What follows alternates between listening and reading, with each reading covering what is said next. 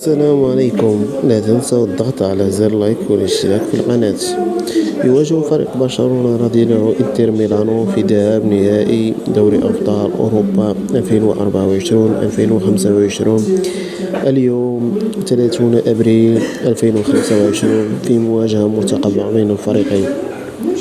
وبالنسبة للمباراة سوف تنطلق على الساعة 10 ليلا بتوقيت الدوحة والقاهرة، 8 أو 9 بتوقيت المغربي، ويديرها الحكم الفرنسي كليمون توربان، بينما تقام مباراة العودة في سان سيرو يوم 6 ماي 2025. أما بالنسبة لقنوات الناقلة فهي بي إن سبورت لتعليق عصام الشوالي، بي إن سبورت HD1.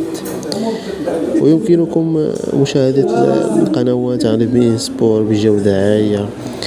ونتمنى أن تسود المباراة في أجواء رائعة ونستمتع بهذه القمة الكروية الهائلة بين الفريقين المعروفين بالأداء المتميز في نصف نهائي مثير، ونشهد أهدافا كثيرة.